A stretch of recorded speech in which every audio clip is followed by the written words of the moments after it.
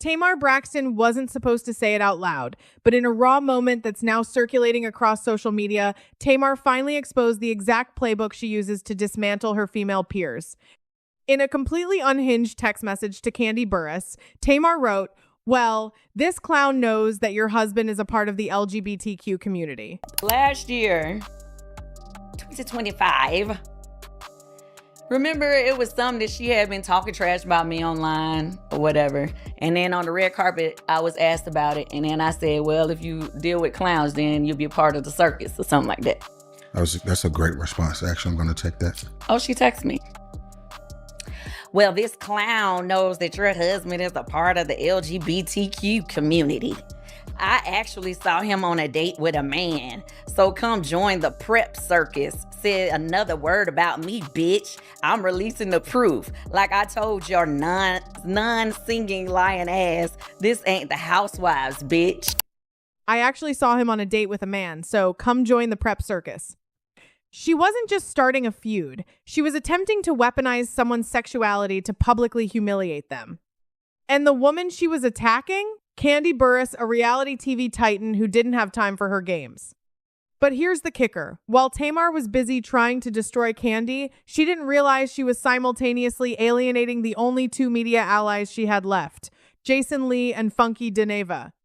By the time she hit send on that text, the walls were already closing in, and her entire strategy was put on blast for the world to see. Now, if you're talking to Tamar Braxton, then she's going to have her opinion about me because of the fact that I woke up and realized that she was using me and built a relationship with Hollywood Unlocked through Jason Lee and was trying to use my platform to attack Kandi. Once I realized the game, I was like, okay, cool. And then she felt what that looks like because I don't handle betrayal well.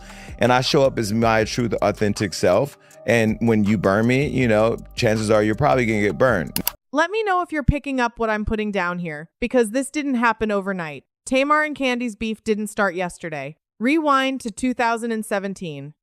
Kandi Burruss joined the Great Escape Tour. Tamar was originally on the lineup, but she was abruptly dropped. From that moment on, a deep, festering resentment took root. We all thought they kissed and made up when they entered the Celebrity Big Brother house in 2018. They were smiling, hugging, and acting like sisters. But as soon as the camera stopped rolling and they left that house, it was obvious that the peace treaty was purely for ratings. But here's where things don't add up. Tamar has spent years going on Instagram Live, crying to anyone who will listen that she is all about peace, that she protects her energy, and that she's the victim of bitter women. But the cameras and the receipts tell a very different story. Look at what Kandi said when she finally reached her breaking point.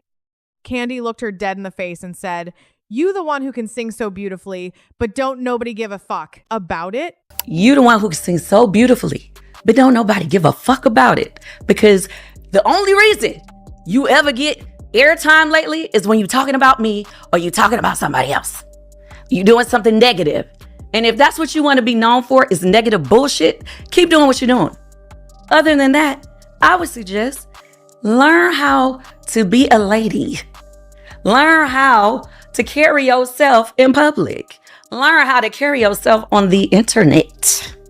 And learn how to handle your business without being known for drama. Because the only reason you ever get airtime lately is when you talking about me or you talking about somebody else, you doing something negative. And if that's what you want to be known for is negative S, keep doing what you're doing. Other than that, I would suggest learn how to be a lady. That wasn't a rehearsed reality TV read. That was a woman exhausted by years of targeted harassment. Tamar didn't just shade Kandi's music.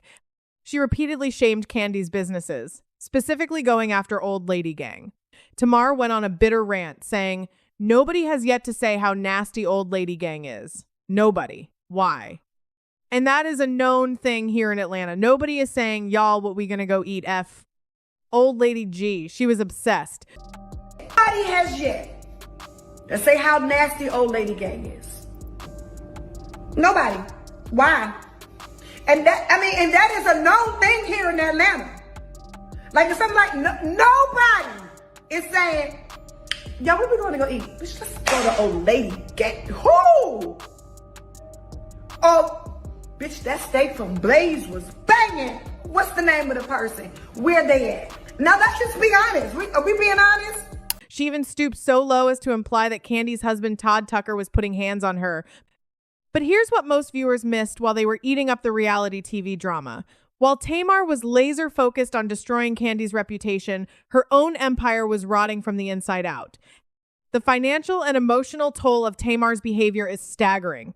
Tamar has been drowning in debt, losing television deals, and alienating the exact people who kept her career afloat. Remember, this is a woman who suffered a devastating public breakdown in 2020, but instead of using that trauma to heal, she weaponized her pain to demand unwavering loyalty from people she was actively using. Take Jason Lee. Jason is the founder of Hollywood Unlocked, one of the most powerful Black media platforms in the country. Jason publicly stated that he helped Tamar put food on her table because he thought they were genuine friends. He gave her a platform when the industry had turned its back on her. And how did she repay him? She tried to use Hollywood Unlocked as her personal hit squad. Tamar was feeding Jason behind-the-scenes gossip, trying to manipulate him into publishing false stories about Kandi and other celebrities' fake lifestyles to distract from her own mess. When Jason realized he was being played and distanced himself, Tamar immediately started talking trash about him to anyone who would listen. Now, if you're talking to Tamar Braxton, then she's going to have her opinion about me because of the fact that I woke up and realized that she was using me and built a relationship with Hollywood Unlocked through Jason Lee and was trying to use my platform to attack Kandi. Once I realized the game, I was like, okay, cool. And then she felt what that looks like because I don't handle betrayal well. And I show up as my true, authentic self. And when you burn me, chances are you're probably going to get burned. Then came the Funky Dineva betrayal, and this is where things get truly dark. Funky had been a loud, loyal defender of Tamar for years. He used his platform to praise her talent and promote her music. They were friends, but when Tamar woke up in a hospital with broken teeth, instead of trusting her friend, she implied Funky might have been involved in a scheme against her life. And then we could really finish spilling it all publicly, bitch, because it still ain't even all spilled. I'm still holding on over here. I'm still over here trying to protect what little bit of damn dignity you got left about yourself. Leave me alone, girl. Tamar said that Kandi be wearing fake designer clothes. Now, see, I have not witnessed that. She let the internet drag his name through the mud, refusing to step in. Funky confronted her. I made a simple request. Can you just say a little something? You put the statement up for 45 minutes and took it down and started popping off.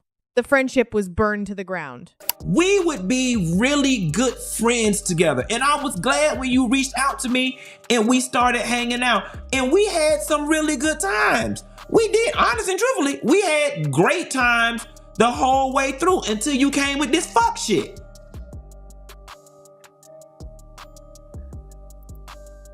Until you came with the fuck shit. Then, in the midst of the fuck shit, I made a simple request. Can you just say a little something? Well, I'm in the hospital. I didn't say. I said, okay, girl.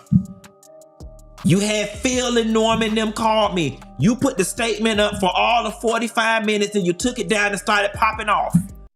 Compare that to Beyonce. When rumors of Jay-Z's infidelity hit a fever pitch, she didn't jump on Instagram Live threatening to out people. She didn't weaponize gay friends to leak medical receipts. She set a boundary, went into the studio, and dropped Lemonade. She turned humiliation into a cultural reset. Beyonce chose empire. Tamar chose chaos. Instead of building her legacy, Tamar made it her full-time job to tear down Kandi Burruss, a woman too busy producing Broadway shows to entertain the nonsense. Tamar threatened Kandi, texting, "Said another word about me, I'm releasing the proof." This ain't the Housewives. For someone who screamed about being an LGBTQ ally, how quickly she tried to forcibly out Todd Tucker proved she never cared. She used gay men as shields, as weapons, and when they stopped being useful, she tried to destroy them. Who actually benefited from this dysfunction? Kandi is worth $30 million. Jason Lee is running Hollywood Unlocked. Funky Dineva is thriving. The only person left holding the bag is Tamar, isolated, angry, clinging to a narrative everyone sees through. Is Tamar truly blind to the wreckage she's caused? Or has she weaponized her pain so perfectly she can no longer tell the difference between protecting her peace and destroying everyone who tried to love her? Every person who tried to save her walked away with scars. The question was never whether Tamar would self-destruct. It was how many she'd drag into the flames with her.